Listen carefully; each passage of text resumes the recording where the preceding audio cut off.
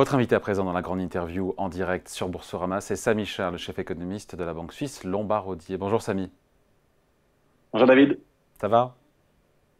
ça va bien et vous? Ouais, bon, les sujets sont un peu lourds, mais il faut qu'on en parle. On a, malgré la visite du président américain Joe Biden en Israël, c'était hier, on a ces tensions au Moyen-Orient qui ne se sont pas apaisées. Loin s'en faut, on a l'Iran et le Hezbollah qui menacent Israël de représailles. Malgré la protection militaire américaine, il y a deux porte-avions quand même qui croisent au large. Euh, voilà, ça vous inspire quoi en matière, au-delà de la géopolitique, d'impact économique?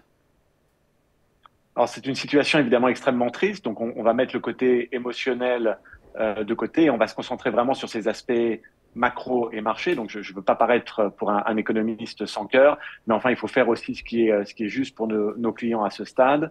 Et je dirais que le premier réflexe, c'est de ne pas encore réduire le risque dans les portefeuilles sous deux grandes hypothèses. La première grande hypothèse, c'est que le conflit va potentiellement rester très localisé. Il y a évidemment un risque très important que le Qui n'est pas nul, conflit pardon, Samy, déborde. qui n'est pas nul. Je lisais, alors je ne connaissais pas BCA Research qui estime à 70% la probabilité que le conflit s'étende au Liban, à la Syrie. Et là, on dit qu'effectivement, ça change la donne, hein. Oui, ça change complètement la donne. Alors, j'apprécie beaucoup la recherche de BCA, mais c'est vrai qu'on mettrait aujourd'hui une probabilité moindre sur un conflit qui s'étendrait. Alors, bien sûr, ils prennent pas trop de risques parce qu'ils parlent du sud Liban et de la Syrie. Ce qui est très important dans le fait que le conflit escalade, c'est s'il touche l'Iran et comment réagirait l'Iran. Qu'est-ce qui se passerait dans le détroit d'Ormuz? Voilà, ce sont des questions qui sont évidemment très importantes, mais c'est une hypothèse qu'il faut avoir. Est-ce que le conflit s'étend ou est-ce qu'il reste localisé? À ce stade, à la minute où on se parle, on est, nous, davantage dans le camp d'un conflit qui resterait localisé et donc qui ne déborderait pas, mais les choses peuvent changer dans l'heure, dans la journée, dans les semaines qui viennent, donc il faut être évidemment extrêmement attentif. Mais aujourd'hui, c'est vraiment un point central si ce conflit reste localisé ou non.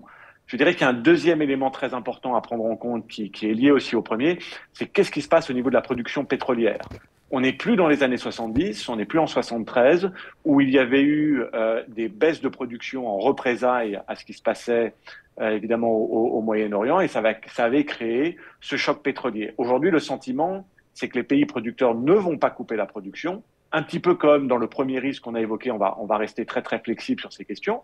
Tout peut changer aujourd'hui ou demain, mais c'est vrai qu'aujourd'hui, notre hypothèse de travail, c'est que les pays de producteurs ne vont pas baisser leur production. Et donc, on continue de travailler sous une hypothèse de prix du pétrole à 90 dollars le baril, et donc pas de choc pétrolier lié à ça. Et donc, si je réunis ces deux hypothèses, et ce sera ma conclusion, David, si le conflit n'escalade pas, c'est un grand si, et si la production pétrolière n'est pas affectée, il faut quand même se rappeler qu'on a eu 25 ans de chaos au Moyen-Orient, entre la deuxième intifada, les guerres au Liban, en Irak, en Yémen, en Syrie, et quand même beaucoup d'épisodes de disputes déjà entre Israël et Gaza, et ça n'a pas eu beaucoup d'impact sur l'activité économique globale et sur les marchés.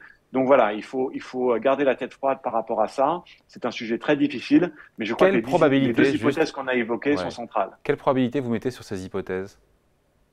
C'est difficile. Sur l'escalade, c'est vrai que ça ressemble un petit peu à du 50-50, mais je dirais quand même une probabilité inférieure à 50% que le conflit vraiment escalade de manière très importante.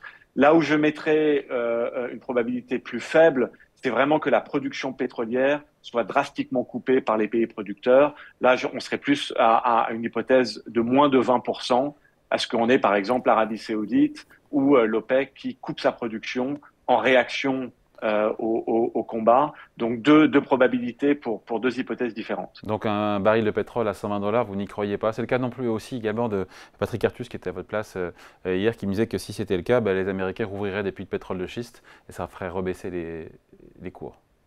Je ne peux qu'être d'accord avec Patrick, et c'est vrai on a des capacités à disposition qui sont très importantes. Évidemment que les Saoudiens ont très peu produit récemment. Si on compare à leur rythme de production sur les dernières années, ils sont vraiment très très bas, donc ils auraient une capacité à compenser ce que, par exemple, baisse de production iranienne.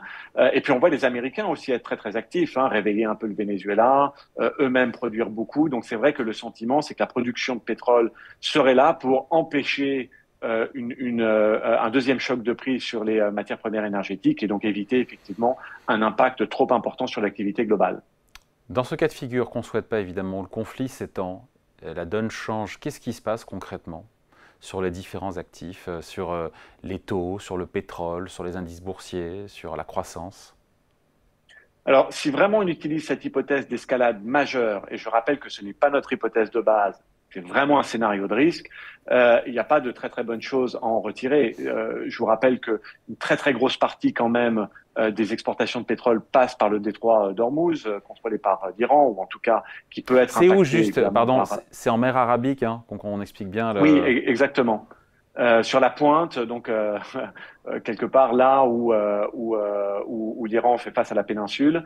Ouais. Et effectivement, c'est ce petit détroit où passent énormément de bateaux et de navires, où on peut imaginer des disruptions.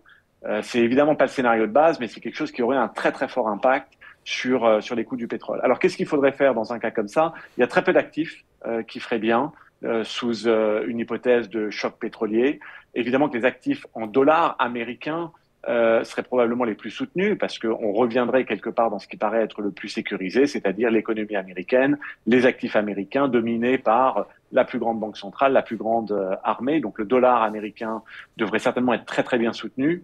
Ensuite, les obligations américaines, même si bien sûr on a quand même un choc de prix, il y a peut-être des flux défensifs qui viendraient sur une partie de la courbe américaine. Et je dirais que tous les actifs qui sont liés aux matières premières énergétiques devraient bien faire. Donc, les devises liées aux matières premières énergétiques, les devises des pays producteurs devraient être soutenues sous cette condition qu'on aurait un choc pétrolier. Mais sinon, il n'y a pas grand-chose C'est quoi un choc qui ferait pétrolier, bien pardon? dans un contexte. C'est quel niveau? C'est un pétrole à 120, 130, 140? Oui, en tout cas, si on prend par exemple le conflit russo-ukrainien comme exemple, le prix du pétrole est monté à 124.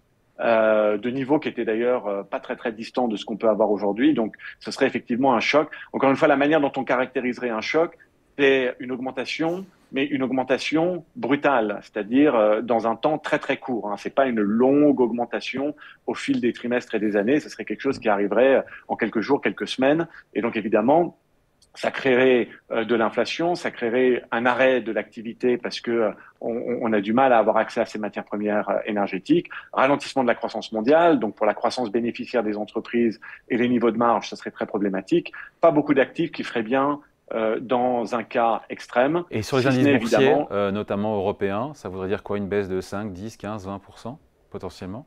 Alors tout dépend du choc lié à l'activité. Je pense que un bon point de référence, c'est ce qui s'est passé en 2022 au moment de la guerre en Ukraine.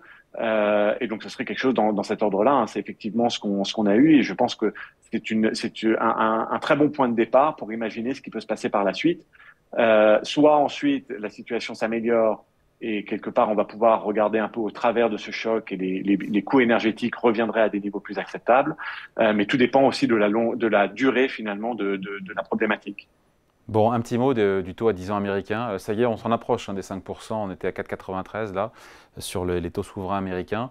Euh, Là aussi, on entre vraiment en zone rouge sur le 10 ans américain. Oui, on est à un moment de pression. Alors, ce n'est pas du tout lié, enfin, notre sentiment, c'est que c'est pas du tout lié à ce qui se passe au Moyen-Orient. C'est davantage lié à cette robustesse, cette résilience de l'économie américaine. Et derrière cette robustesse de l'économie américaine, il y a le comportement du consommateur américain qui est incroyable, qui continue de consommer comme si demain n'existait pas. Alors qu'en Europe, on a finalement un petit peu la même réalité économique, mais le comportement du consommateur est complètement différent. En Europe, le consommateur européen fait ce qu'il sait faire de mieux, c'est-à-dire être raisonnable et épargner, alors qu'aux États-Unis, ce consommateur américain fait ce qu'il sait faire de mieux, c'est-à-dire consommer un petit peu à outrance. Et donc, on a beaucoup plus de vélocité aujourd'hui dans l'économie américaine que dans l'économie européenne. Et ça, finalement, ça met un petit peu potentiellement en difficulté la Réserve fédérale Et américaine qui doit oui, faire face qui à va une se demande réunir le 1er domestique plus novembre. soutenue. C'est c'est compliqué pour la Fed, hein. Encore une fois, on a une vigueur de la croissance américaine qui surprend à chaque fois. Elle fait quoi, la Fed? Elle passe son tour le 1er novembre, elle passe son tour aussi en décembre. Il reste 2 réunions d'ici Noël. Oui, David, il y a encore une option pour la Réserve fédérale américaine, c'est celle de ne pas monter les taux, mais par contre d'avoir un message où elle va les garder à ces niveaux plus longtemps qu'attendu. Donc, elle a quelque part cette option de ne pas encore jouer sur des hausses de taux supplémentaires, mais plutôt de jouer sur la durée des taux élevés aussi longtemps que nécessaire. Pardon, Qu'est-ce d'autant que que je vous veut coupe, dire le Samy, aussi longtemps que je vous coupe, nécessaire? mais le 10 ans américain à 5%, quelque part, ça fait le job de la Fed qui n'a pas besoin de relever ses taux directeurs, puisque ce qui finance l'économie, c'est les taux à long terme, donc à 10 ans, et donc avoir des taux à ce niveau-là, quelque part, ça peut éviter à la Fed d'en faire plus. Et oui, David, je pourrais pas mieux le dire. Effectivement, ce resserrement des conditions financières qui viennent de la partie longue de la courbe américaine fait le job de la Réserve fédérale américaine. Elle a donc moins besoin de monter ses taux courts, mais il y a quand même cette grande question de savoir combien de temps la Réserve fédérale américaine va maintenir ses taux à ces niveaux. Est-ce que c'est quelques trimestres? Est-ce que c'est un an et demi? Voilà, c'est un peu là-dessus que ça va se jouer. En revanche, on est bien d'accord pour dire qu'en novembre et décembre, elle peut encore jouer sur cette option-là, mais si la demande domestique américaine, sous l'impulsion du consommateur américain, continue d'être aussi robuste, il y a peut-être un moment où elle va devoir changer de stratégie. Bon, avant de se quitter, juste une question sur l'or. Vous êtes en Suisse, vous êtes à Genève d'ailleurs, je crois, hein, Samy. C'est vrai, David. L'or qui retrouve ses sommets, 1950 $ l'once, ça fait comme 5% depuis l'attaque terroriste du Hamas en Israël le 7 octobre. C'est opportun ou c'est trop tard pour investir dans l'or? C'est déjà cher ou en cas de conflit, encore une fois, ça peut être comme une assurance? Alors c'est clairement un soutien qui vient de la géopolitique. Donc tout dépend de ce que vous pensez en tant qu'investisseur. Si vous pensez que le conflit va aller de mal en pis et va escalader, évidemment qu'il y a encore un potentiel haussier pour l'or. Si comme nous, vous pensez que la capacité de ce conflit à impacter les actifs et l'activité va être réduite parce qu'on n'a pas d'escalade et on n'a pas de rupture au niveau de la production pétrolière, c'est vrai qu'il y a quelque chose quand même, il y a un gros concurrent à l'or aujourd'hui, c'est ces fameux 5% dont vous parlez sur les taux américains. Aujourd'hui, on peut être payé en dollars et même en euros à attendre finalement des meilleurs moments. Et donc ça devrait quand même empêcher l'or d'aller trop haut, encore une fois, sous la réserve qu'on n'ait pas d'escalade. Allez, merci beaucoup. Entretien donc avec Merci Samy David. Charles, chef économiste de la banque suisse Lombard Odier. Merci à vous. Salut. À bientôt.